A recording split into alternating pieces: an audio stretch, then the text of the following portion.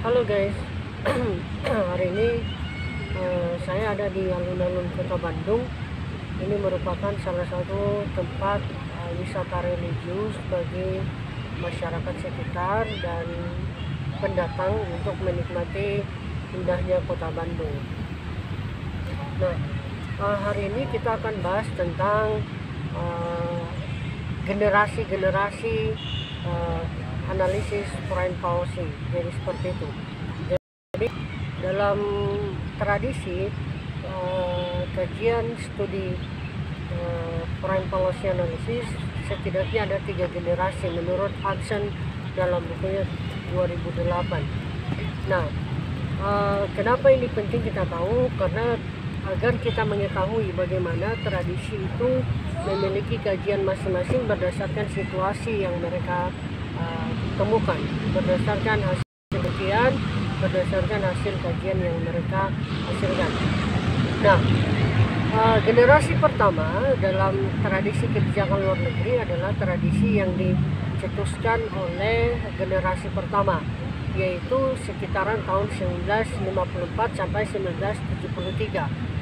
Pada poinnya, tradisi ini lebih mementingkan tentang pendekatan kebijakan luar negeri yang dilihat dari sudut pandang dari level mikro sampai level meso dan makro. Nah, kebijakan politik luar negeri yang didesain oleh generasi ini adalah tradisi yang cukup menyebalkan analisis kebijakan luar negeri yang cukup fenomenal. Beberapa nama besar diantaranya adalah Graham T. Ellison, kemudian Margaret Sprout, kemudian Richard Schneider, dan lain-lain. Nah, salah satu yang mungkin kita bisa bahas adalah diantaranya misalkan Graham T. Ellison. Graham T. Ellison kemudian merumuskan sebuah teori 3 model foreign policy analysis, diantaranya adalah model birokrasi, model rational choice, dan kemudian model organisasi. Nah, Graham T. Ellison kemudian menyumbangkan pemikirannya bahwa dalam pendekatan rasional ternyata negara sebagai makhluk yang memiliki pemikiran rasional, maka negara akan berpikir secara kalkulatif, secara emosional, matematik, bahwa dia akan selalu memikirkan bagaimana kepentingan nasionalnya itu bisa tercapai dengan baik. Mekanisme ini kemudian disimpulkan dengan bagaimana dia memikirkan negara itu agar selalu bisa mencapai cost dan benefit. Setiap kebijakan yang dikeluarkan harus berdasar pada keuntungan yang kemudian itulah yang disebut oleh Edison disebut dengan black box. Black box harus dipecahkan oleh negara agar bisa mendapatkan kepentingan yang dia inginkan. Nah, metode kedua atau model kedua adalah model dari birokrasi. Pada model ini biasanya cenderung proses pengambilan kebijakan luar negeri menggunakan metode birokrasi.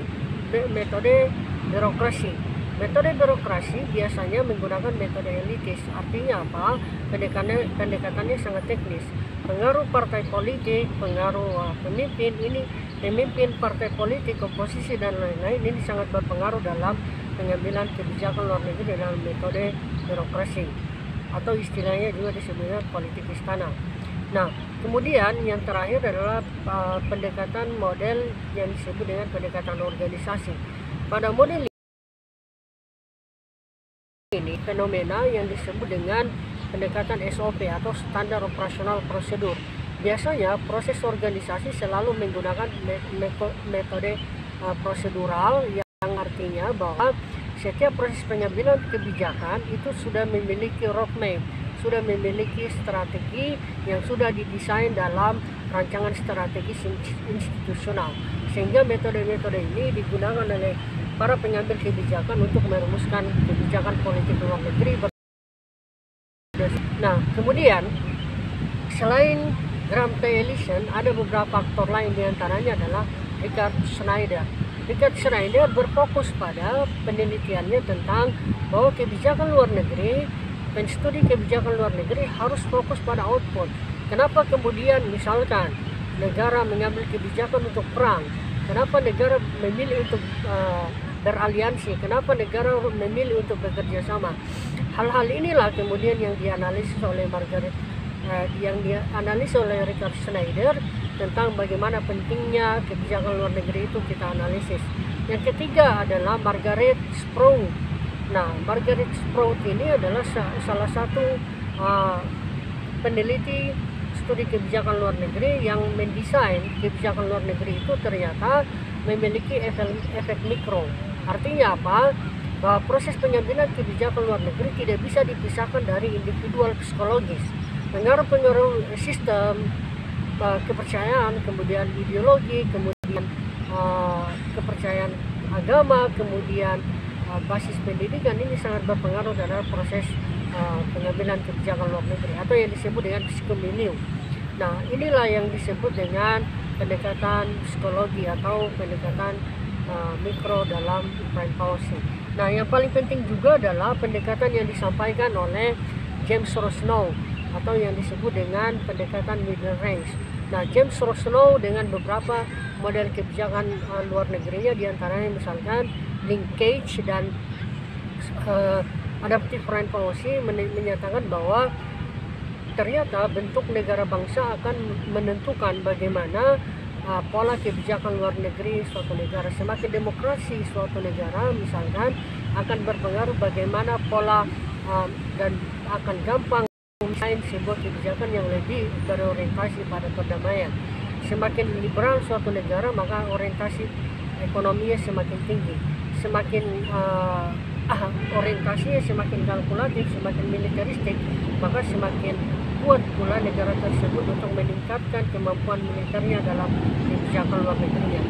Tingkat kemampuan negara atau yang disebut dengan behavioral negara itu akan sangat menentukan bagaimana negara akan bisa melakukan aliansi, melakukan linkage, melakukan adaptasi dengan fenomena eksternal maupun internal yang disampaikan oleh beberapa pengambil kebijakan. Itulah kemudian negara memaknai dirinya sebagai upaya untuk merebut dua hal, yaitu internal life dan external needs. Nah, generasi kedua dalam kebijakan luar negeri adalah generasi yang disampaikan oleh Margaret Herman. Pada poin ini adalah lebih fokus pada pendekatan yang sifatnya small analysis. Artinya apa? Pada pendekatan ini kita lebih menekankan pada pengaruh kelompok kecil yang dalam pengambilan kebijakan luar negeri. Nah, kebijakan luar negeri itu ternyata didesain bukan hanya adanya kelompok-kelompok besar dalam proses pengambilan kebijakan luar negeri. Kelompok-kelompok kecil dalam fenomena politik itu berpengaruh terhadap proses pengambilan kebijakan luar negeri. Nah, diantaranya misalnya ada beberapa faktor yang kemudian berpengaruh di sini. Diantaranya adalah ada namanya multiple actor. Multiple actor ini kita harus tahu bagaimana kelompok-kelompok kecil itu melakukan aliansi, bagaimana dia melakukan pragmatisme, di mana dia harus mengambil sebuah posisi.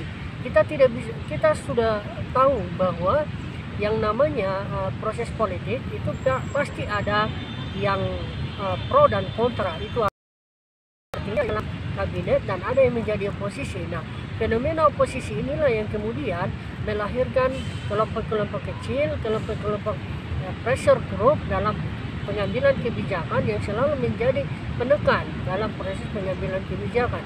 Artinya apa?